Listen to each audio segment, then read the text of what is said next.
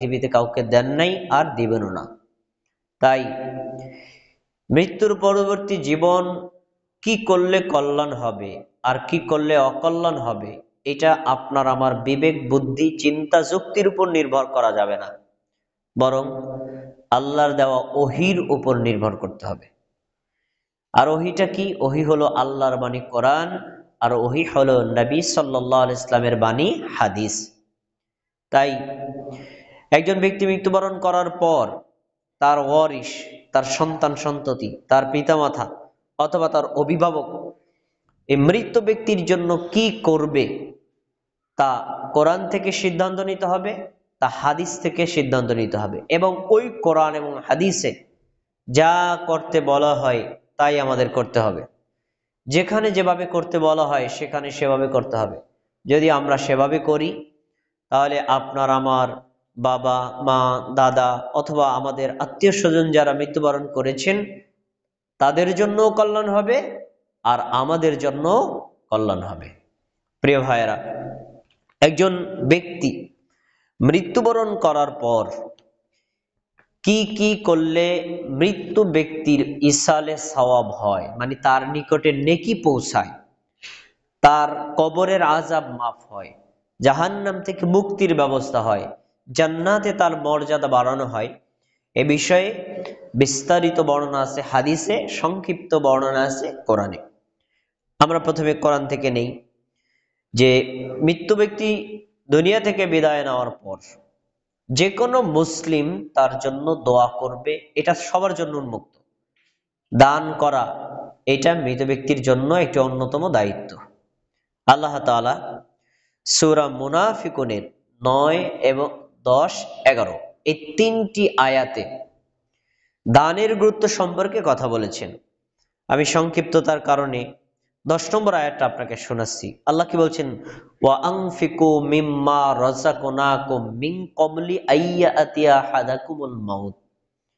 তোমাদের কারো মরণ আসার আগে আমি তোমাদেরকে যে রিজিক দিয়েছি এই রিজিক থেকে তোমরা আমার রাস্তায় দান করো।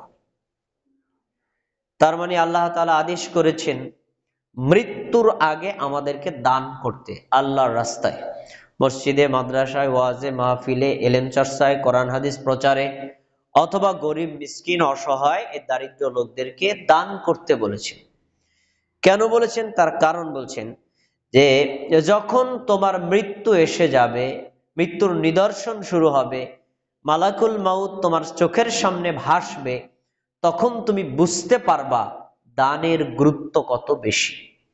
ওই সময় যদি তুমি আল্লাহর কাছে আবেদন করো, আল্লাহ একটু সুযোগ দেন আমি দান করি, সেই সুযোগ কিন্তু পাওয়া যাবে না। আল্লাহ কি বলছেন?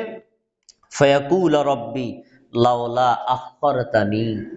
মৃত্যুর সময় আসলে সব মানুষ, হিন্দু, বৌদ্ধ, খ্রিস্টান, আস্তিক, নাস্তিক, মুসলিম, অমুসলিম সবাই আল্লাহর কাছে বলে লাউলা আখরতানি, আল্লাহ আমাকে যদি আরেকটু সময় দিতেন, মৃত্যুটা যদি আর 5টা মিনিট সময় দিতেন, তাহলে আমি এই 5টা মিনিটের মধ্যেই আপনার রাস্তায় আমি দান করতাম।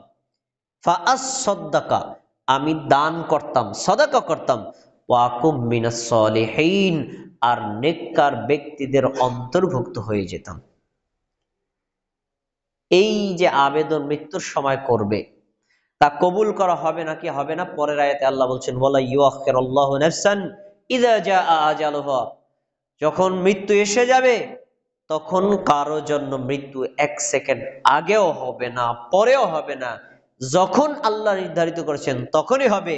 কেউ আবেদন করলে আবেদন গ্রহণ করা হবে না।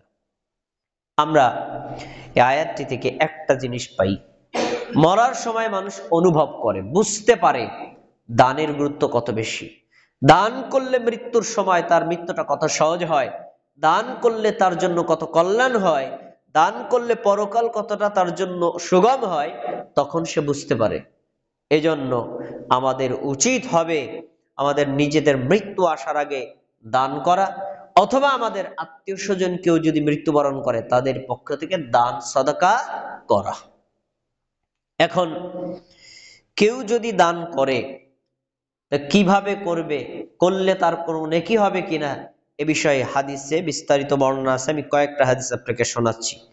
সহিহ মুসলিম হাদিস নাম্বার 4306, আবু হুরায়রা রাদিয়াল্লাহু তাআলা আনহু বলেন, আন্না রাজুলান ক্বালা লিন-নবী, একজন ব্যক্তি আমাদের নবীকে বলছে যে ইন্না আবি মাতা ওয়া তারাকা মালান, আমার বাবা মারা গেছেন, মৃত্যুর সময় তার কিছু সম্পদ তিনি রেখে গেছেন, হয়তো ধরেন টাকা রেখে গেছেন, জমি জমা রেখে গেছেন, স্থাবর সম্পত্তি আছে কিছু রেখে গেছেন। অলাম ইউসি, মৃত্যুর সময় আমার বাবা কোনো ওসিয়ত করেন নাই। তিনি বলতে পারতেন, আচ্ছা আমার যে টাকা রেখে গেলাম এর থেকে কিছু মসজিদে দিয়ে দিও, এর থেকে কিছু গরিব মিসকিনকে দিও, এর থেকে কিছু বিধবাদের সাহায্য করে, বলেন না কিছু। এখন ওই সাহাবী আমাদের নবীকে প্রশ্ন করছে, ফাহাল ইউকাফিরু আনহু আন আতাসাদ্দাকা আনহু, আমি যদি আমার ওই মৃত বাবার পক্ষ থেকে বাবার রেখে যাওয়া সম্পদ থেকে দান করি, তাহলে কি আমার বাবার গুনাহ ক্ষমা হবে? তখন আমাদের নবী বলছেন, ক্বালা নাম, হ্যাঁ, তুমি যদি তোমার বাবার জন্য দান করো তাহলে তোমার বাবার গুনাহ আল্লাহ ক্ষমা করে দিবেন। সুবহানাল্লাহ। এই হাদিস স্পষ্ট প্রমাণ করে মৃত ব্যক্তির জন্য দান করলে মৃত ব্যক্তির পাপ ক্ষমা করে দেন কে? আল্লাহ। এখন আমার বাবা, আমার মা, আমার ভাই, আমার বোন যদি মারা যায়, আমি যদি চাই আমার বাবার, আমার মায়ের, আমার ভাইয়ের, বোনের গুনাহ ক্ষমা করে দেব, তাহলে আমাদের দায়িত্ব হচ্ছে ওই মৃত ব্যক্তির পক্ষ থেকে দান করা। আচ্ছা, এবার সহিহ বুখারী হাদিস নাম্বার 2756, সাদ ইবনে উমার রাদিয়াল্লাহু তাআলা আনহু বলেন, আমি রাসূল সাল্লাল্লাহু আলাইহি ওয়াসাল্লামকে প্রশ্ন করলাম, ইন্না উম্মি তুওয়াফিয়াত ওয়া আনা গায়িবুন আনহা, আমার মা মারা গেছেন। যখন মা মারা গেছেন আমি মায়ের কাছে উপস্থিত ছিলাম না, তো আমি যদি আমার মায়ের পক্ষ থেকে দান করি, আয়ানফাউহা শাইউন ইন তাসাদদাকতু বিহি, আমি যদি আমার মায়ের পক্ষ থেকে দান করি, আমার এই মরা মায়ের, আমার এই মৃত মায়ের কোনো উপকার হবে কি, কোনো কল্যাণ হবে কি? প্রশ্ন করেছেন সাদ ইবনে উবাদা আমাদের নবীকে। নবী সাল্লাল্লাহু আলাইহি ওয়াসাল্লাম বললেন, নাম, হ্যাঁ অবশ্যই, তুমি যদি তোমার মায়ের জন্য দান করো তাহলে তোমার মায়ের উপকার হবে। তার মানে ইসালে সব নেকি তুমি পেয়ে যাবেন। আচ্ছা, এই সাদ ইবনে উমার রাদিয়াল্লাহু তাআলা আনহু তাৎক্ষণিক আমাদের নবীকে বলছেন, ফাইন্নী উশহিদুকা আন্না হাইতাল মিহরাব সাদাকাতান আলাইহা, ঠিক আছে, আপনি যেহেতু বলছেন দান করলে আমার মায়ের কল্যাণ হবে, হে নবী আমি আপনাকে সাক্ষী রেখে বলছি, এই মিহরাব নামক এই যে বাগানটা আমি আল্লাহর রাস্তায় দান করে দিলাম। সুবহানাল্লাহ। তাহলে হাদিস প্রমাণ করে যে মৃত্যু ব্যক্তি মৃত্যুবরণ করার পর তার ওয়ারিশরা যদি দান করে তাহলে অবশ্যই এই দানের কারণে নেকি মৃত ব্যক্তি পাবেন। দুইটা হাদিস গেল। 3 নম্বর হাদিস, সহিহ বুখারী হাদিস নাম্বার 1388, আয়েশা রাদিয়াল্লাহু তাআলা আনহা বলেন, একজন ব্যক্তি আমাদের নবীকে বলছে, ইন্না উম্মি উফতুতিলাত নাফসুহা, আমার মা হঠাৎ মারা গেছেন, মানে তিনি সুস্থ, মারা যাবেন আমরা কখনো কল্পনা করিনি, তিনি নিজেও কল্পনা করেননি, হঠাৎ মারা গেছেন। এখন আমার ধারণা আমার মা মৃত্যুর সময় যদি কোনো কথা বলতে পারতেন তাহলে তিনি বলতেন যে এই ছেলে, এই মেয়ে, এইটা আমার পক্ষ থেকে দান করিস, কিন্তু মৃত্যুর আগে কথা বলতে পারেনি, হঠাৎ মারা গেছে। বলছেন, ফাহাল্লাহা আজরুন ইন তাসাদ্দাকতু আনহা, আমি আমার ওই মায়ের পক্ষ থেকে যদি দান করি তাহলে কি আমার মা ওই দানের নেকি পাবেন? এই নেকি পাওয়াটা মানেই তো ইসালে সওয়াব, নেকি পাবেন। ক্বালা নাম, আমাদের নবী বললেন, তুমি যদি তোমার মায়ের পক্ষ থেকে দান করো তোমার মা নেকি পাবেন। আচ্ছা, 3টে হাদিস গেল। এবার 4 নম্বর হাদিসটা আরো বেশি গুরুত্বপূর্ণ, খুবই গুরুত্বপূর্ণ। সহিহ বুখারী হাদিস নাম্বার 7512, আদি ইবনে হাতেম রাদিয়াল্লাহু তাআলা আনহু বলেন, রাসূল সাল্লাল্লাহু আলাইহি ওয়াসাল্লাম বলেছেন, শোনো, কিয়ামতের দিন তোমরা সবাই আল্লাহর সাথে কথা বলবা, লাইসা বাইনাহু ওয়া বাইনাহু তারজুমান, আল্লাহর সাথে কথা বলার সময় মাঝখানে কোনো অনুবাদক থাকবে না, ভাষান্তরকারী থাকবে না। মানে আল্লাহ বলবেন আরবি ভাষায় আর তুমি বলবা বাংলা ভাষায়, তো আল্লাহর কথাটা বুঝাই দিবে কেউ, এরকম থাকবে না। আল্লাহ আরবিতে বললে তুমি আরবিতে বলতেও পারবা, আবার এই কথা বুঝতেও পারবা। তো এক পর্যায়ে তুমি যখন আল্লাহর সাথে কথা বলবা তখন ফায়ানজুরু আইমানা মিনহু ফালা ইয়ারা ইল্লা মা কদ্দামা, তুমি তোমার সামনের দিকে তাকাইবা, তাকায় শুধু দেখবা তুমি দুনিয়াতে যা আমল করেছো আমলটা আছে সামনে। ডান দিকে তাকাইবা, ফালা ইয়ারা ইল্লা মা কদ্দামা, দেখবা তুমি দুনিয়াতে যা আমল করেছিল না ওইটাই আছে ডান দিকে। বাম দিকে তাকাইবা, দেখবা শুধু দুনিয়াতে যা আমল করেছিল না এটাই আছে তোমার বাম দিকে।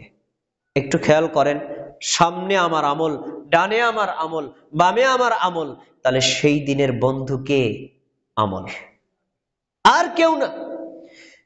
এরপরে বলছেন রাসূল সাল্লাল্লাহু আলাইহি ওয়াসাল্লাম শেষের দিকে কি শোনো, ওয়ায়ানজুরু বাইনা ইয়াদাইহি ফালা ইয়ারা ইল্লান নার, যদি লোকটা পাপী হয় তাহলে সে তাকিয়ে দেখবে আগুন ধাউ ধাউ করে জ্বলতেছে আর তাকে গ্রাস করার জন্য আসতেছে। ফালা ইয়ারা ইল্লান নার, শুধু দেখবে আগুন, আগুন তাকে গ্রাস করার জন্য, পুড়িয়ে দেওয়ার জন্য আসছে।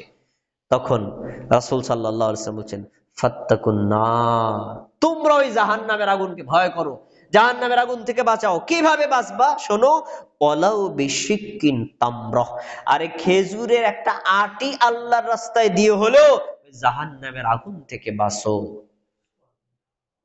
ভাই আপনার কাছে প্রশ্ন, একটা খেজুরের আটির কি মূল্য বলেন? কোনো মূল্য নাই। তো খেজুরের আটি পরিমাণ সিম্পল সাধারণ একটা দান করলেও যদি আপনার দানের নিয়তটা সহি হয়, আপনার হালাল ইনকাম থেকে হয়, এই একটা আটি পরিমাণ দানেই জাহান্নামের আগুন নিভে যাবে। সুবহানাল্লাহ। চারটা হাদিস আপনাকে আমি শোনাইলাম, এই চার হাদিস প্রমাণ করে যে মৃত ব্যক্তির পক্ষ থেকে দান করলে মৃত ব্যক্তির গুনাহ ক্ষমা করা হয়, মৃত ব্যক্তির পক্ষ থেকে দান করলে মৃত ব্যক্তির নেকি পায়, মৃত ব্যক্তির পক্ষ থেকে দান করলে মৃত ব্যক্তির কল্যাণ হয়, মৃত ব্যক্তির পক্ষ থেকে দান করলে জাহান্নামের আগুন নিভে যায়। তাহলে আপনার বাবা, আপনার মা, আমার মা, আমার আত্মীয়, আপনার আত্মীয় যদি কেউ মারা যায়, আমাদের 1 নম্বর কাজ হচ্ছে তাদের জন্য দান করা। মসজিদে করতে পারেন, মাদ্রাসায় করতে পারেন, এতিমখানায় করতে পারেন, ওয়াজে করতে পারেন, অথবা আপনি এলাকার গরিব দুঃখী অসহায় বিধবা এই লোকদেরকে আপনি দান করতে পারেন। দান করলে মৃত ব্যক্তির সবচেয়ে বেশি কল্যাণ হবে। এই কোরআনের আয়াত আর হাদিসগুলো আমাদের কাছে প্রমাণ করে। এবার দুইটা আয়াত বলছি। আল্লাহ তাআলা বলছেন সূরা হাশরের 18 নম্বর আয়াত, ইয়া আইয়ুহাল্লাযীনা আমানুত্তাকুল্লাহ, হে মুমিনগণ তোমরা আল্লাহকে ভয় করো, ওয়ালতানজুর নাফসুম মা কদ্দামাত লিগাদিন ওয়াত্তাকুল্লাহ, একটু খেয়াল করো আগামীকালের জন্য তোমরা কি পেশ করছো। এই আগামীকালের মিনিং কিয়ামত। তুমি নিজের ব্যাপারে চিন্তা করো, তুমি মৃত্যুবরণ করলে কিয়ামতের দিন তোমার জন্য কি হবে, তুমি কিয়ামতের জন্য কি জমা করছো একটু চিন্তা করো। আল্লাহ যে বললেন ওয়ালতানজুর নাফসুম মা কদ্দামাত লিগাদিন, আগামীকালের জন্য কি জমা করছো, এই জমাটাই মানে হলো দান। আর সূরা ইয়াসিনের 12 নম্বর আয়াতে আল্লাহ বললেন ইন্না নাহনু নুহইল মাউতা, আমি তোমাদের জীবিত করি, আবার আমি তোমাদের মৃত্যু দেই, আবার তোমাদেরকে আমি আবার পুনরায় জীবিত করব। শুনে রাখো, নাকতুবু মা কদ্দামু ওয়া আসারহুম, তোমরা কিয়ামতের দিনের জন্য, আখিরাতের জন্য, পরকালের জন্য কি পেশ করেছো আমি কিন্তু এগুলো সংরক্ষণ করে রাখি, কিয়ামতের দিন তার পূর্ণ যাজা বুঝিয়ে দেব। আপনি যদি ভালো আমল করেন, ভালো আমলের নেকি আল্লাহ তাআলা আপনাকে বুঝিয়ে দেবেন, আর আপনি যদি খারাপ আমল করেন তার বিনিময়ে শাস্তি আপনি পাবেন। তাই আমরা পরকালের জন্য অবশ্যই এই পাথেয়গুলো জমা করার চেষ্টা করব ইনশাআল্লাহ। তাহলে আমরা আজকে এই হাদিসগুলো থেকে জানতে পারলাম যে মৃত ব্যক্তির জন্য ইসালে সওয়াবের নাম্বার 1 পদ্ধতি দান করা। এখন এই দানটা দুটো মাধ্যমে হতে পারে, একটা হলো সাধারণ দান আর একটা হলো স্থায়ী দান। তো দানের ক্ষেত্রে আপনারা স্থায়ী করার চেষ্টা করবেন, স্থায়ী দানের নেকিটাও স্থায়ী। এ বিষয়ে রাসূল সাল্লাল্লাহু আলাইহি ওয়াসাল্লামের হাদিস আমি গত মাসের জুমায় আপনাদেরকে বলেছিলাম, আবারও বলছি, মানুষ মারা যাওয়ার পর তার আমলনামা বন্ধ হয়ে যায়। 3 জন ব্যক্তির আমলনামা বন্ধ হয় না। একজন ব্যক্তি হচ্ছে যে ব্যক্তি সাদাকায়ে জারিয়া করে, প্রবাহিত দান। আপনি দান করবেন একবার, নেকি পাবেন বারবার। তো এই দানগুলো যদি করেন, ধরেন একটা মসজিদের কাজ চলতেছে, আপনি সেখানে 5,000 টাকা দিয়ে দিলেন, মসজিদে কাজ হলো, মসজিদে যতদিন সালাত হবে, জিকির হবে, কোরআন তেলাওয়াত হবে, ওয়াজ হবে, খুতবা হবে, নসিহত হবে, মানুষ এখান থেকে দিন শিখবে, আমল করবে, যতদিন চলবে আপনি তার নেকিটা পেতেই থাকবেন। তো আপনি দান কিন্তু করেছেন কয়বার? একবার। আর নেকি পাবেন বারবার। তাই এই সদাকায়ে জারিয়াকে অগ্রাধিকার ভিত্তিতে করার চেষ্টা করবেন। এই সদাকায়ে জারিয়ার একটা বিশেষ পদ্ধতি আগে খুব প্রচলিত ছিল, এখন কমে গেছে। এই যে আমার চাচা দাদারা, তাদের মনে আছে সবই। কি?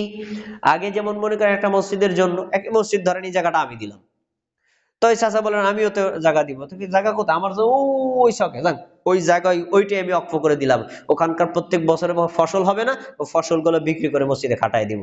এইটাও কিন্তু স্থায়ী দানের একটা মাধ্যম। এখন এগুলো বন্ধ হয়ে গেছে।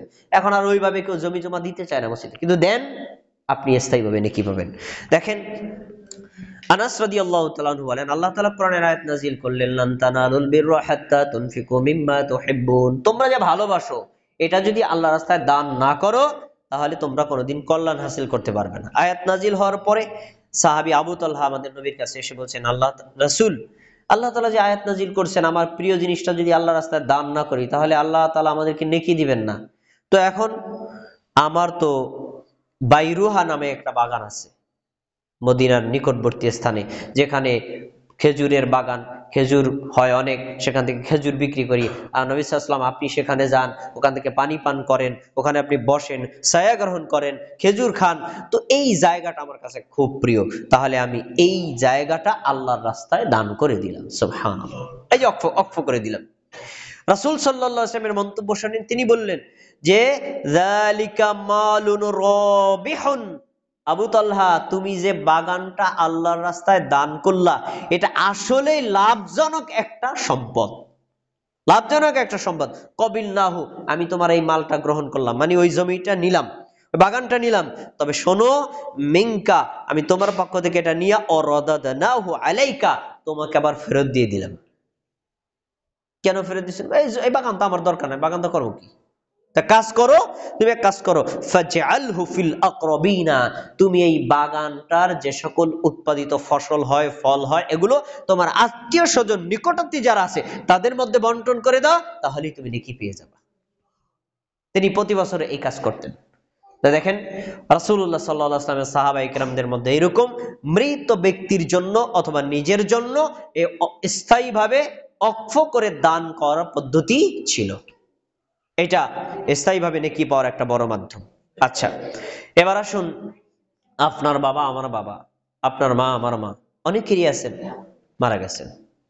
মৃত্যুর পর আমাদের অনেকেরই প্রশ্ন জাগে, আয় হায়, বাবা জীবিত থাকতে যদি জানতাম মারা যাবেন, তাহলে তার সাথে আরো কিছু ভালো ব্যবহার করতাম, তারে ভালো ভালো খাবার খাওয়াইতাম।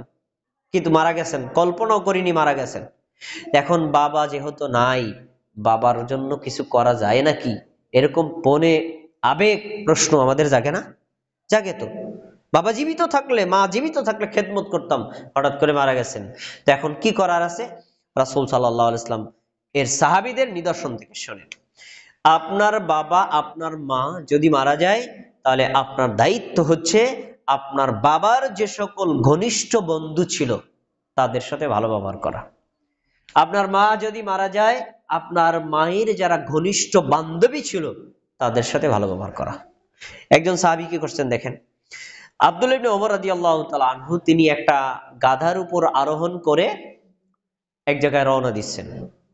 ফালাকিয়া বিতরিকি মক্কা, মক্কার একটা গ্রামে এলাকায় পথে একটা লোকের সাথে সাক্ষাৎ হয়েছে, লোকটা গ্রামে বাড়ি।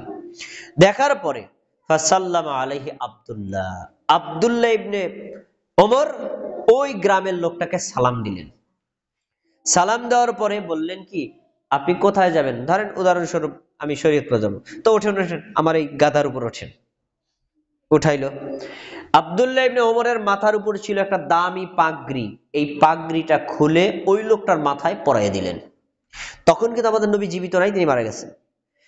এই আব্দুল্লাহ ইবনে ওমরের সাথে কিছু তাবেঈরা ছিলেন। এই তাবেঈদের মধ্যে একজন ব্যক্তি, তিনি আব্দুল্লাহ ইবনে দিনার, তিনি বলছেন, ফাকুলনা লাহু, আমরা তাকে বললাম যে আল্লাহ আপনাকে সংশোধন করুন। তারা গ্রামের মানুষ, অল্প কিছু পেলেই তো খুশি হয়ে যায়, তা আপনি আপনার দামি পাগড়িটা তাকে দিলেন, আপনার গাধার উপর আরোহণ করালেন, আবার তাকে আগে সালাম দিলেন, এটা কেন? অথচ আপনি এত বড় সম্মানিত মানুষ, নবীর একজন সাহাবী, এ করলেন কেন? আপনি তো তারা অল্প কিছু হাদিয়া দিলে খুশি হয়ে যেত। আব্দুল্লাহ ইবনে ওমরের মন্তব্য শোনেন। এই বাবা, এই যে কথা বলো না, কথা বলো না। আব্দুল্লাহ ইবনে ওমরের মন্তব্য শোনেন। তিনি বলছেন, শোনো, ইন্না আবা হাযা কানা উদ্দা লি ওমর ইবনে খাত্তাব। আমার বাবা ওমর ইবনে খাত্তাব ইসলামের দ্বিতীয় খলিফা, তিনি ছিলেন এই গ্রামের লোকটার বন্ধু। তা আমার বাবা মারা গেছেন, আমি আমার নবীকে বলতে শুনেছি, ইন্না আবাররাল বিররি সিলাতাল ওয়ালাদি আহলা উদ্দা আবিহি বাদা আইয়ুয়াল্লিয়া। কোন বাবা মা মৃত্যুবরণ করার পর তার ওয়ারিশরা, তার উত্তরসূরিরা, তার সন্তান সন্ততিরা যদি ওই বাবার সাথে উত্তম ব্যবহার করতে চায়, তাহলে তার উচিত হচ্ছে ওয়া ইন্না আবাহু কানা সাদিকা লি ওমর, তাহলে ওই বাবার যে সকল বন্ধু দুনিয়াতে আছে বেচেন তাদের সাথে উত্তম ব্যবহার করা, ওই মার যত বান্ধবী দুনিয়াতে আছেন তাদের সাথে উত্তম ব্যবহার করা। যেহেতু এই লোকটা আমার বাবা ওমরের বন্ধু, আমি ওই রাসূলের হাদিসের উপর ভিত্তি করে তাকে সম্মান দেখাইয়া সালাম দিছি, আমার নিজের গাধার উপর আরোহণ করাইছি, আর নিজের দামি পাগড়িটা দিয়ে দিছি। কেন? আমাদের নবী বলেছেন না যে বাবার বন্ধুর সাথে ভালো ব্যবহার করতে হয়? তাই আমি তার সাথে ভালো ব্যবহার করছি। তাহলে আব্দুল্লাহ ইবনে ওমর রাদিয়াল্লাহু তাআলা আনহু তার বাবার বন্ধুর সাথে বাবার মৃত্যুর পর খারাপ ব্যবহার করেছেন না ভালো ব্যবহার করেছেন? আমাদের এখন কি করতে হবে? আমার বাবা মারা গেছেন, বাবার সাথে সম্পর্ক ভালো ছিল কার? তার সাথে ভালো ব্যবহার করতে হবে। আমার মা মারা গেছেন, আমার মায়ের সাথে সুসম্পর্ক ছিল যে সকল মহিলাদের, তাদের সাথে ভালো ব্যবহার করতে হবে, তাদেরকে সম্মান করতে হবে। এই সম্মান করলে অবশ্যই আমার বাবা মার কল্যাণ হবে। কিভাবে কল্যাণ হবে? একটা উদাহরণ দেই। ধরেন আমার বাবা মারা গেছেন, বাবার বন্ধু বেঁচে আছে, তো বাবার বন্ধুরে দেখছি, আসসালামু আলাইকুম কাকা, কই যাচ্ছেন কাকা, অনেকদিন পর আপনারা দেখলাম, আপনারা দেখলে বাবার কথা মনে পড়ে, কাকা বসেন একটু চা খান। তোর কাকার একটু এক কাপ চা খাওয়াই দিলাম। এই যে সুন্দর ব্যবহার করলাম, তখনই আমার বাবার কথা আমার ওই চাচার মনে পড়বে, আই হাই, লোকটা আসলে কত ভালো ছিল, ভালো একটা সন্তান রেখে গেছে, আমার সাথে কি সুন্দর ব্যবহার করলো, খুব সৌজন্যবোধ ব্যবহার করে এক কাপ চা খাওয়াই দিল, আল্লাহ তুমি তাকে ক্ষমা করে দিও। দোয়া করতে পারে না কি পারে না? আরে ভাই, এইটাই হৃদয়ের দোয়া, এই দোয়াটাই আল্লাহ কবুল করেন, এই দোয়াটাই আল্লাহ কবুল করেন। এজন্য বাবা মা মারা যাওয়ার পর তাদের যে সকল আত্মীয় স্বজন আছে, বন্ধু বান্ধব আছে, তাদের সাথে ভালো ব্যবহার করতে হবে। এবার বাবার সাথে কারা আছেন, যেমন বিশেষ করে বাবার সাথে থাকেন চাচা, চাচতো চাচা, অথবা যারা বন্ধু আছে। মার সাথে থাকেন খালা অথবা চাচতো খালা, অথবা মার সাথে যে সকল লোকেরা লেখাপড়া করেছেন, সুসম্পর্ক ছিল, এদের সাথে ভালো ব্যবহার করা। কিন্তু এখন একটু দুঃখের সাথে বলতে হয়, আজকে বর্তমানে দেখা যায় বাবা মারা যাওয়ার পর ভাইয়ের বেটার সাথে প্রথম দ্বন্দ্ব লাগে চাচার, জমি জমা নিয়ে। অথচ উচিত চাচার সাথে যদি আপনি ভালো ব্যবহার করেন, তার সাথে যদি আপনি সৌহার্দ্যপূর্ণ রক্ষা করেন, আপনার বাবার কল্যাণ হবে। এই দুইটা হাদিস আপনাকে শোনাচ্ছি। রাসূল সাল্লাল্লাহু আলাইহি সাল্লাম ওমরকে বললেন, ইয়া ওমর, আমা শারতা, তুমি কি জানো না, আন্না আম্মার রাজুলি সিনু আবি, প্রত্যেক ব্যক্তির চাচা তার বাবার সমতুল্য। তাহলে বাবার সাথে যেরকম ভালো ব্যবহার করতে হয়, চাচার সাথে সেরকম ভালো ব্যবহার করতে হবে। এই বাংলাদেশে এমন রেকর্ড আছে যে বাবা মৃত্যুবরণ করার পর চাচার সাথে জমি নিয়ে দ্বন্দ্ব করে চাচাকে খুন করছে ভাইয়ের বেটা, এমন রেকর্ড আছে। হাদিস বলছে কি, আর আমরা করি কি? এবার আসেন মায়ের দিক থেকে। সহিহ বুখারী হাদিস নাম্বার 2699, আলী রাদিয়াল্লাহু তাআলা আনহু বলেন, নবী সাল্লাল্লাহু আলাইহি ওয়াসাল্লাম বলেন, আল খালাতু বিমানসিলাতিল জেনে রাখো, খালা হলো মায়ের সমতুল্য। মা যেমন সম্মান পায়, মায়ের যে বোন খালা, সেও সেরকম মায়ের মতো সম্মান পায়। তাহলে আমরা এই বাবার মাধ্যমে যে সকল লোক পাই তাদের সাথে উত্তম ব্যবহার করব, মায়ের মাধ্যমে যে সকল লোক পাই তাদের সাথে উত্তম ব্যবহার করব। তাহলে আমার বাবা মায়ের কল্যাণ হবে, আমার বাবা মায়ের কবরের আযাব মাফ হবে এবং আল্লাহ তাআলা তাদেরকে জান্নাত দিতে পারেন। প্রিয় ভাই, এবার গুরুত্বপূর্ণ কথা, খুবই গুরুত্বপূর্ণ কথা, বাবা মা মৃত্যুবরণ করার পর সন্তান সন্ততির উচিত বাবা মার জন্য দোয়া করা। এটা আমরা সবাই স্বীকার করি, কিন্তু প্রসেসটা ভুল করি। স্বীকার করি আমরা সবাই যে বাবা মা মারা যাওয়ার পর সন্তান উচিত বাবা মার জন্য দোয়া করা। প্রসেসটা ভুল হলো, আমরা মনে করি যে দোয়া করা উচিত, কিন্তু করতে হবে হুজুরে দিয়া।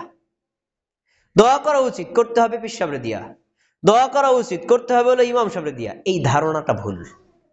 দোয়া ইমামরে দিয়ে করা যায়, পীর সাহেবরে দিয়ে করা যায়, এলাকার ভালো আলেম দিয়ে করা যায়, আবার নিজেও করা যায়। কিন্তু আমরা অনেক সময় নিজেরা দোয়া না করে অন্যের মাধ্যমে দোয়া করি, এটাই হলো ভুল। উচিত আপনি নিজে দোয়া করবেন, পাশাপাশি কাউকে দিয়ে দোয়া করাবেন। আজকে আমি এখানে জুমা সালাত আদায় করতে আসছি, এখন এই চাচা যদি বলে ইমাম সাহেব আমার বাবার জন্য দোয়া করেন, হ্যাঁ আমি করব। এখন সে যদি শুধু আমাকে দিয়েই দোয়া করায়, নিজে না করে, এটা ভুল। নিজে করা প্রথম দায়িত্ব। তো এই কথা হাদিসে স্পষ্ট উল্লেখ করা আছে। আমরা যারা আমাদের বাবা মা মারা গেছেন, দেখেন আমাদের দায়িত্বটা কি, করলে আমার বাবা মার কি হবে। সুনানে বাইহাকি হাদিস নাম্বার 13,841, আবু হুরায়রা রাদিয়াল্লাহু তাআলা আনহু বলেন, রাসূলুল্লাহ সাল্লাল্লাহু আলাইহি ওয়াসাল্লাম বলেছেন, ইন্নাল্লাহা লা ইয়ারফাউল আবদাদ দারাজাহ, নিশ্চয়ই কোন মুমিন বান্দা যদি মারা যায়, মৃত্যুবরণ করার পর দুনিয়াতে সে যে আমল করেছে ওই আমল অনুপাতে তাকে যে জান্নাত দেওয়া হয়েছিল, কিছুদিন পর তার জান্নাতের মান মর্যাদা আরো বাড়িয়ে দেওয়া হয়। সুবহানাল্লাহ। যখন বাড়ানো হয় তখন ওই ব্যক্তি আল্লাহকে প্রশ্ন করে, কি বলে? ফায়াকুলু রব্বি আন্নি লি হাদিহি দারাজা, আমি তো এত ভালো আমল করিনি, এত নেক আমল করিনি, তো আপনি যে আমাকে প্রথম যে মানের জান্নাত দিয়েছিলেন, এখন আরো যে উন্নত মানের, উচ্চ মানের, টপ লেভেলের জান্নাত দিলেন, এটা কিসের কারণে? আমি তো বুঝলাম না। এই যে দাদারা চাচারা সবাই খেয়াল করে শোনেন, কেন দিলেন? তখন আল্লাহ তাআলা বলবেন, শোনো কেন দিয়েছি জানো? বিদুআই ওয়ালাদিকা লাকা, তুমি মারা যাওয়ার পর তোমার ছেলে, তোমার মেয়ে, তোমার নাতি, তোমার বংশধর যারা আছে তারা তোমার জন্য দোয়া করেছিল, ওই দোয়া কবুল করে আমি তোমাকে উন্নত মানের জান্নাত দিয়ে দিছি। সুবহানাল্লাহ। আপনি কি চান না আপনার বাবার জান্নাতটা উন্নত মানের হোক? তাহলে দোয়া আপনার করতে হবে। আচ্ছা এবার দেখেন মুসনাদে আহমদের হাদিস, রাসূলুল্লাহ সাল্লাল্লাহু আলাইহি ওয়াসাল্লাম বলেন, ইন্নাল্লাহা আযজা ওয়া জাল্লা লা ইয়ারফাউ দারাজাতা লিল আবদিস সালিহ ফিল জান্নাহ, একজন নেককার ব্যক্তি জান্নাতে গেলে তার জান্নাতের মান কিছুদিন পর বাড়িয়ে দেওয়া হয়। বাড়ানোর পরে ওই ব্যক্তি আবার প্রশ্ন করে, ফায়াকুলু ইয়া রাব্বি আন্না লি হাযিহি, এই যে উন্নত মানের জান্নাতটা আমাকে দিলেন, আমি তো এটার প্রাপ্যতার যোগ্য নই, আপনি কেন দিলেন আমাকে একটু বলেন তো। তখন আল্লাহ তাআলা তাকে বলেন, ফায়াকুলু বিইস্তিগফারি ওয়ালাদিকা লাকা, তোমার জান্নাতের মান উঁচু করা হয়েছে কেন জানো? তোমার সন্তান, তোমার ছেলে, তোমার মেয়ে, তোমার নাতি নাতকুর তারা তোমার জন্য ক্ষমা চাইছিল, কিন্তু তোমার পাপ তো ক্ষমা আমি আগেই করে দিয়েছি। এই যে ক্ষমাটা চাইলো, এটাও তো একটা নেক আমল, ওই নেক আমলের কারণে তোমার জান্নাতের মান বাড়ায় দিয়েছি। সুবহানাল্লাহ। তাহলে হাদিস প্রমাণ করে ওয়ারিসদের উচিত বাবা মায়ের জন্য নিজের ক্ষমা চাওয়া। আচ্ছা এবার যান, একটা কথা বলবো যে আমরা বাবা মায়ের জন্য দোয়া করি, দোয়া করতে হয় এটা আমরা সবাই জানি, যে দোয়াটা আমরা সবাই পারি নাকি? দেখেন, রব্বির হামহুমা কামা রব্বায়ানি সগীরা, এই দোয়াটা পারেন না সবাই? বলেন তো, রব্বির হামহুমা কামা রব্বায়ানি সগীরা, এই দোয়াটা আমাদের কমন, সবার মুখস্থ আছে। অর্থটা কত চমৎকার। আল্লাহর কাছে বললেন, হে আল্লাহ, আমার বাবা মা আমাকে ছোটবেলায় শৈশবে যেভাবে আদর, যত্ন, স্নেহ, ভালোবাসা দিয়ে প্রতিপালন করেছেন, বড় করেছেন, আজকে আমার বাবা মারা গেছেন, আমার মা কবরে, আমার বাবা কবরে, আমার এই বাবা মাকে তুমি ওইভাবে দয়া করো, ওইভাবে রহম করো, ওইভাবে রহমত করো। সুবহান। এই দোয়া প্রত্যেক সন্তান সন্ততির বাবা মার জন্য বেশি করে করা উচিত। আরো অনেক দোয়া আছে, যেমন রাসূল সাল্লাল্লাহু আলাইহি ওয়াসাল্লাম এর উপর অবতীর্ণ কোরআন সূরা ইব্রাহিমের 40-41 নম্বর আয়াতে আছে, ইব্রাহিম আলাইহিস সালাম দোয়া করেছিলেন, রব্বি জাআলনি মুকিমাস সালাতি ওয়া মিন যুররিয়াতি রব্বানা ওয়া তাকাব্বাল দুআ। একটু কথা এখানে বলে নিই, খুব গুরুত্বপূর্ণ কথা। সেটা হলো, আমরা সবাই জানি বাবা মার জন্য সন্তানের দোয়া করা উচিত, আর এটা আমরা কম বেশি সবাই করি। আমার বাবা মারা গেছেন, আমার মা মারা গেছেন, তখন আমরা তার জন্য দোয়া করি, কিন্তু বেশিরভাগ পিতামাতা সন্তানের জন্য দোয়া করে না। এটা খুবই ইম্পর্টেন্ট বিষয়। সন্তান শুধু জন্ম দিলে হবে না, আর সন্তানকে লক্ষ লক্ষ টাকা খরচ করে লেখাপড়া করাইলে হবে না। এর যদি আপনি নেক আমলের দিকে ভদ্র করতে চান, আল্লাহর পক্ষ থেকে কবুল করায় নিয়ে আসতে হবে। এজন্য সন্তানের জন্য দোয়া করা বাবা মার একটা দায়িত্ব। অধিকাংশ বাবা মা সন্তানের জন্য দোয়া করে না। ইব্রাহিম আলাইহিস সালাম কি দোয়া করেছেন দেখেন, তিনি বলছেন রব্বি জাআলনি মুকিমাস সলাতি, আমার রব আমাকে আপনি সলাত কায়েমকারী বানাবেন, মানে আমি যেন নামাজ আদায় করি, নিজের জন্য দোয়া। পরে কি বলছেন অমিন যুররিয়াতি, আমার বংশে ছেলে মেয়ে নাতি নাতকুর যারা আসবে এদেরকেও আপনি মুসল্লি বানাবেন, তারাও যেন নামাজ আদায় করে। দোয়াটা কি বংশধরের জন্য ছেলে মেয়ের জন্য করেছেন না করেন নাই? আমরা কয়জনই আছি সন্তানের জন্য দোয়া করি? এটা সন্তান আমার জন্য দোয়া করবে, এটাও যেমন দায়িত্ব, আমিও সন্তানের জন্য দোয়া করবো, এটাও কিন্তু একটা দায়িত্ব। তারপরে বলছেন রব্বানা ওয়া তাকাব্বাল দোয়া, হে আমার রব আমার দোয়াটা কবুল করেন।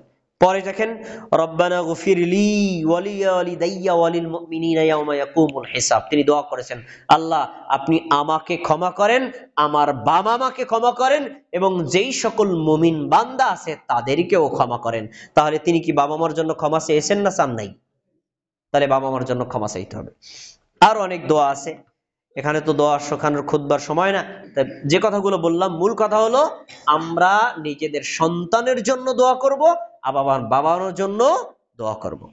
একটা কথা, দোয়ার দুইটা সিস্টেম আছে, একটা হলো লৌকিক আর একটা হলো অনুপস্থিত। লৌকিক মানে তার মেম্বার সাহেব যদি বলেন যে ইমাম সাহেব আমার বাবার জন্য দোয়া করেন, এখন আমি দোয়াটা কিন্তু তার সামনেও করতে পারি, আবার তার অনুপস্থিতিও করতে পারি। তা আমরা কি করি, তাকে খুশি করার জন্য তার সামনে করে দেশের জন্য বুঝতে পারে যে আমার কথাটা রাখছে, এটা আমাদের ট্রেডিশন। কিন্তু জেনে রাখেন দোয়া যদি কোনো ব্যক্তির অনুপস্থিতিতে করা হয় এই দোয়া বেশি কবুল হয়। সে যদি দোয়া চায়, আমি যদি এখন তার সামনে করি তার মানে আসলে তাকে খুশি করার জন্য করছি। আর একটা হলো সে চলে গেছে, দোয়া চাই চলে গেছে, আমি তার অনুপস্থিতিতে দোয়া করি, এই দোয়াটা বেশি কবুলযোগ্য। কারণ সে চলে গেছে, এখন দোয়া না করলেও চলতো, কিন্তু আমি করতেছি আন্তরিকতার কারণে, এইটাই হৃদয়ের দোয়া। এই দেখেন রাসূল সাল্লাল্লাহু আলাইহি ওয়াসাল্লাম বলেন দাওয়াতুল মারইল মুসলিম লিআখিহি, একজন ব্যক্তি যদি তার ভাইয়ের জন্য দোয়া করে বিজহরিল গায়বি, যার জন্য দোয়া করছে সে উপস্থিত নাই। আপনার জন্য আমি দোয়া করছি, আপনি উপস্থিত নাই, আমার জন্য আপনি দোয়া করছেন কিন্তু ওইখানে আমি উপস্থিত নাই, আমার অনুপস্থিতিতে দোয়া করছেন, তখন মুস্তাজাবাতুন ইনদা রাসিহি মালাকুন, যখন আপনি আমার জন্য দোয়া করবেন আপনার মাথার কাছে একজন ফেরেশতা থাকবে, আর আমি যখন আপনার জন্য দোয়া করব আমার মাথার কাছে একজন ফেরেশতা থাকবে। কি বলবে? মুআক্কালুন কুল্লামা দাআ লি আখিহি বিখাইরিন ক্বালাল মালাকুল মুআক্কাল বিহি আমিন ওয়া লাকা বিমিসলি।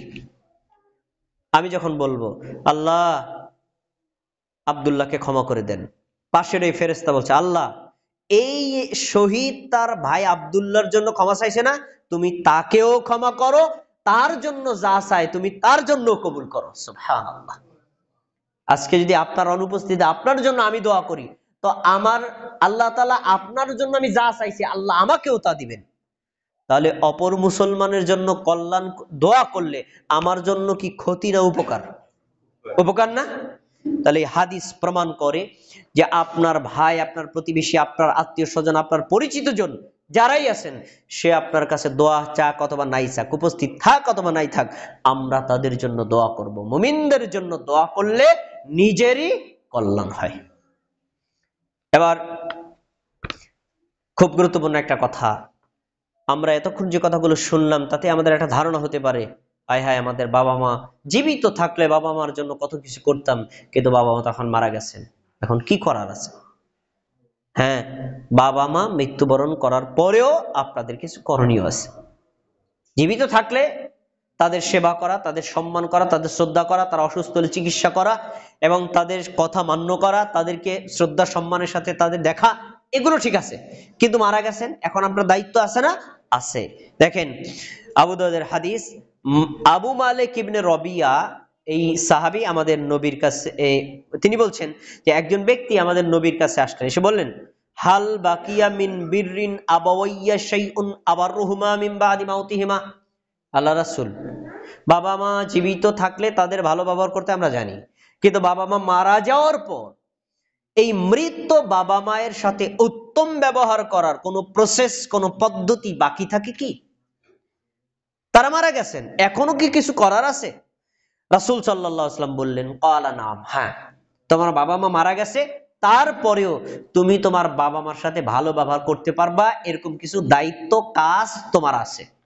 5টা কাজ, 5টা কাজ আজকে সবাই মুখস্থ করে নিবেন আমার সাথে।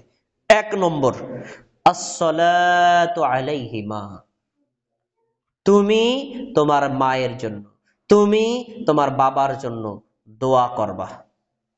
তো রাসূল সাল্লাল্লাহু আলাইহি ওয়াসাল্লাম কাকে বলছেন? তোমার বাবা মা মারা গেছেন, মারা গেলেও এখন তার হক আছে কি? তুমি তোমার বাবা মায়ের জন্য দোয়া করবা। তাহলে একটু সবাই মুখ দিয়ে বলেন, নাহলে ভুলে যাবেন। বলেন, বাবা মার জন্য আমাদের 1 নম্বর কাজ কি? মনে থাকবে তো? 2 নম্বর, ওয়াল ইস্তিগফারু লাহুমা, এই বাবা মায়ের দুনিয়াতে থাকতে তাদের ইচ্ছায় অথবা অনিচ্ছায় যদি কোনো গুনাহ করে, আমি ওয়ারিস হিসেবে, আমি সন্তান হিসেবে বাবা মায়ের পক্ষ থেকে আল্লাহর নিকটে ক্ষমা চাইব, ইস্তেগফার করা। তাহলে 2 নম্বর দায়িত্ব কি? বাবা মায়ের পক্ষ থেকে ক্ষমা চাওয়া। বলেন, বাবা মার পক্ষ থেকে। একটা হলো বাবা মার জন্য দোয়া করা, আরেকটা হলো বাবা মার পক্ষ থেকে ক্ষমা চাওয়া। 3 নম্বর, ওয়া ইনফাযু আহদিহিমা মিন বাদিহিমা, বাবা মারা গেছেন, মা মারা গেছেন, মারা যাওয়ার আগে তারা যদি কারোর সাথে কোনো ওয়াদা, চুক্তি করে যান, এই ওয়াদা চুক্তি রক্ষা করা। উদাহরণস্বরূপ ধরেন, আমার বাবা আজকে মারা গেলেন, 3 দিন আগে আমার এই চাচার সাথে বলছেন যে আমার 10,000 টাকা দাও, তো টাকা দাও, আমি তো টাকা তোমার ম্যানেজ করে দিয়ে মানে। তো বাবা মারা গেছেন, এখন মৃত্যুবরণ করবার চাচা যদি এসে বলে, তোমার বাবার কাছে আমি 10,000 টাকা পাই, টাকাটা নিয়েছিল, তো দিতে চাইছিল, তো মারা গেছেন। এখন আমার কাজ কি? ওই যে বাবা ওয়াদা করেছিলেন না টাকা দেওয়ার ব্যাপারে, তাকে এই টাকাটা পৌঁছে দেওয়া। অন্য যে কোনো ক্ষেত্রে কোনো চুক্তি করলে, কোনো কর্ম করার ক্ষেত্রে যদি কোনো ওয়াদা করে, এই ওয়াদাটা পূর্ণ করা, সেটা বাবাও হতে পারে, মা হতে পারে। তাহলে আমরা বলেন, বাবা মা যদি কারোর সাথে কোনো ক্ষেত্রে ওয়াদা করে, আমরা এই ওয়াদাটা কি রাখবো না লঙ্ঘন করব? অনেকে লঙ্ঘন করি। ধরেন উদাহরণ, আমার বাবা মৃত্যুবরণ করার আগে এক চাচার কাছ থেকে 10 লাখ টাকা আনছে, যে আমি এই জমিটা বিক্রি করলাম তোমার কাছে, 10 লাখ টাকা দাও, আমার টাকাটা এখন দরকার, তোমার আমি 1 মাস পরে জায়গাটা দলিল করে দিই। এরকম হয় না? তো 1 মাস আগে আমার বাবা মারা গেছে, তাহলে এই জমিটা কি ওই চাচা পাবে না? পাবে। মৃত্যুবরণ করবে, চাচা এসে বলে, তোর বাবা তো আমার থেকে 10 লাখ টাকা নিয়েছিল, জমিটা দলিল করে দিচ্ছে, কিন্তু দিতে পারে না, এখন তো তিনি মারা গেছেন, তাহলে তোমরা ছেলে মেয়েরা দলিল করে দাও। এরকম অনেক সন্তান আছে, যে বাবা জমি দিয়ে চাইছিল, হ্যাঁ নেওয়া যায়, দেব না।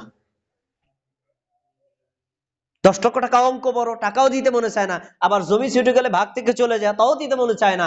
এরকম অনেক সন্তান আছে, বাবা মার সেই ওয়াদা করা জিনিসটা রক্ষা করে না। আরে ভাই, আপনার বাবা মৃত্যুবরণ করার পর যদি 1 কোটি টাকা খরচ করে খাওয়ান, তাতে যে নেকি না হবে, এই 10 লাখ টাকার ওয়াদা চুক্তিটা রক্ষা করলে তার চেয়ে বেশি নেকি হবে। কারণ এটা তার ঋণ, না দিয়ে গেলে সে গুনাহগার হবে। তাহলে আমরা কি পেলাম? 3 নম্বর, বাবা মা যদি কোনো ওয়াদা করে যায়, আমরা কি ওয়াদা রাখবো না ভঙ্গ করব? 3 নম্বর। 4 নম্বর হলো অসিলাতির রহিমিল্লাতি লা তুসালু ইল্লা বিহিমা, তোমার বাবা মা মৃত্যুবরণ করার পর বাবার মাধ্যমে যত আত্মীয় পাইছো, দাদা, চাচা, পরদাদা, অথবা চাচা, এই নিজের বংশ যারা আছে, তাদের সাথে উত্তম ব্যবহার করবা। বাবার মাধ্যমে যত আত্মীয় স্বজন আছে, আত্মীয় স্বজনদের সাথে আত্মীয়তার সম্পর্কটা ঠিক রাখবা। ঠিক একই কথা, মা মারা গেছেন, মা, তারপর খালা, খালা, নানি, ফুফু, এই খালা মার মাধ্যমে যে সকল লোক আছে, তাদের সাথে উত্তম ব্যবহার করা, তাদের সাথে আত্মীয়তার সম্পর্ক ঠিক রাখা। তাহলে বাবা মারা যাওয়ার পর বাবার সাথে প্রাপ্ত আত্মীয় স্বজনদের সাথে উত্তম ব্যবহার করা, তাদের সাথে সম্পর্ক ঠিক রাখা। মারা যাওয়ার পর মায়ের মাধ্যমে যে সকল আত্মীয় স্বজন পাই, তাদের সাথে উত্তম ব্যবহার করা, এটা বাবা মা মারা যাওয়ার পরেও সন্তানের দায়িত্ব। 5 নম্বর হলো ইকরামু সাদিকিহিমা, একটু আগে যেটা বলে আসলাম, সেটা হলো বাবার যদি কোনো বন্ধু থাকে তাদেরকে সম্মান করা, মায়ের যদি কোনো বান্ধবী থাকে তাদের সাথে উত্তম ব্যবহার করা, তাদেরকে সম্মান করা। মোট কয়টা পাইলাম? 5টা। একটু সবাই মুগ্ধ বলেন। বাবা মার জন্য দোয়া করা, বলেন।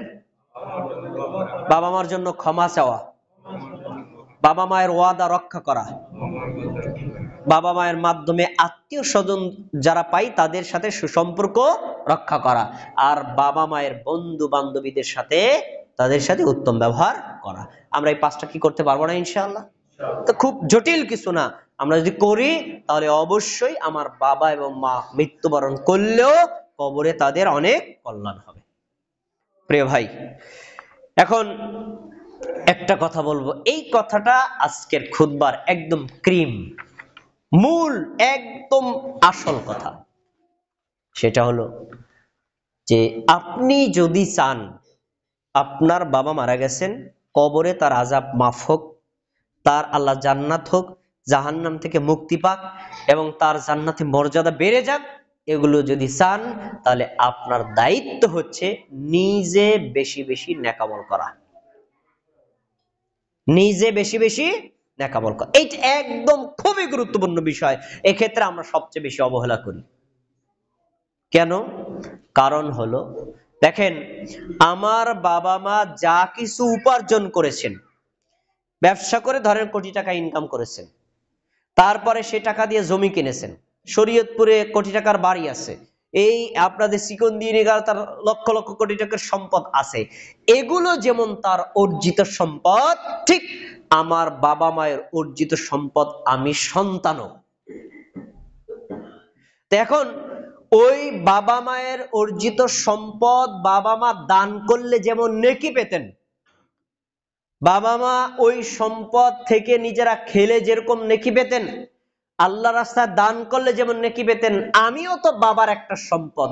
আমি নিজে যদি নেকামল করি, আমি নামাজ পড়লে বাবা মা নামাজের নেকি পাবে, আমি যাকাত দিলে বাবা মা যাকাতের নেকি পাবে, আমি দান করলে বাবা মা দানের নেকি পাবে, আমি যদি আপনাদের সাথে ভালো ব্যবহার করি, এই ভালো ব্যবহার নেকি আমার বাবাও পাবে, আমিও পাবো। এখন আপনি আর আমি যদি চাই আমার বাবা আমার মার কল্যাণ হোক, তাহলে কি আমাদের নেকামল করা দরকার আছে না নাই? এইটাই আসল কথা। আমাদের এরকম অনেক সন্তান আছে বাবা মার জন্য লক্ষ লক্ষ টাকা খরচ করে, কিন্তু 5 ওয়াক্ত নামাজ পড়ে না, হয়তো মাঝে মাঝে জুমার দিন আসে।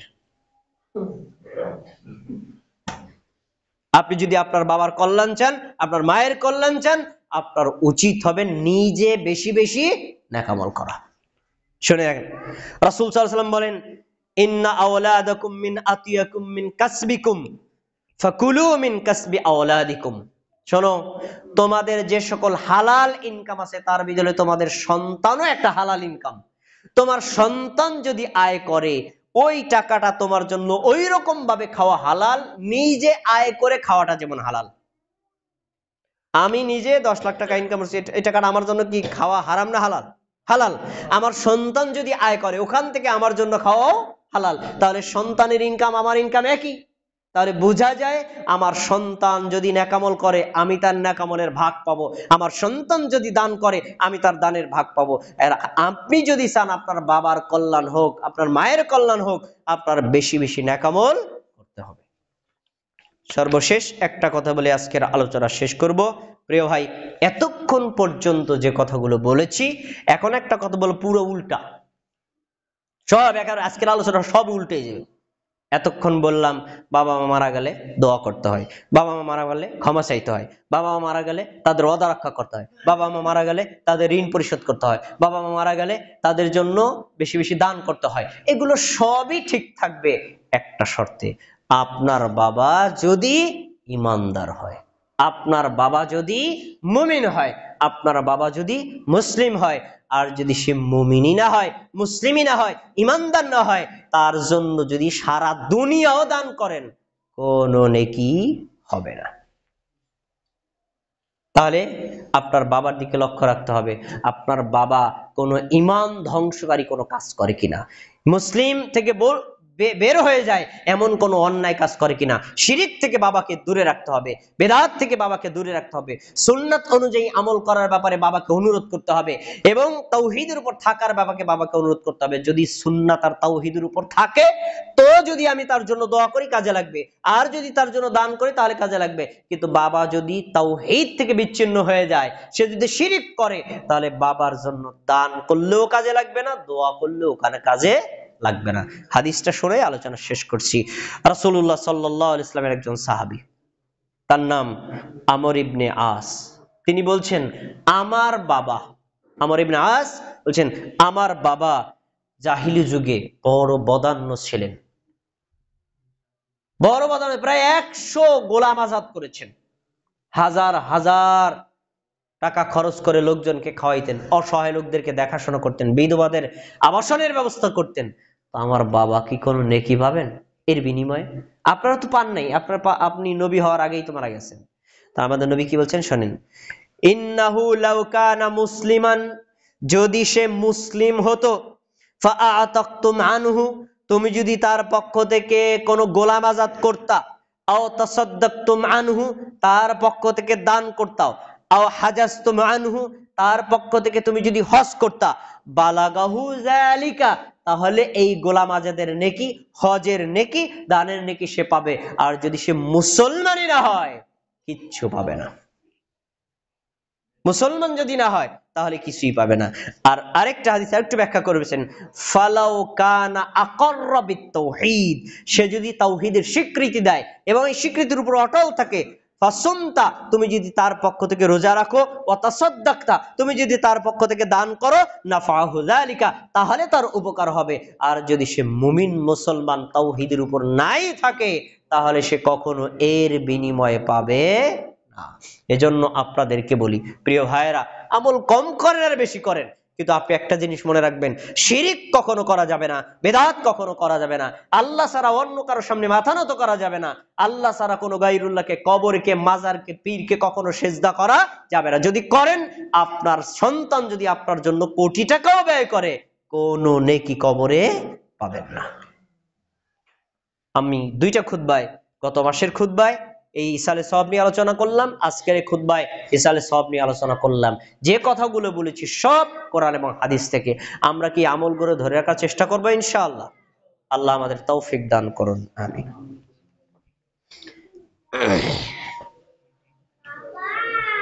ইন্নাল হামদালিল্লাহি নাহমাদুহু ওয়া নাস্তাঈনুহু ওয়া নাস্তাগফিরুহু ওয়া নু'মিনু বিহি ওয়া নাতাওয়াক্কালু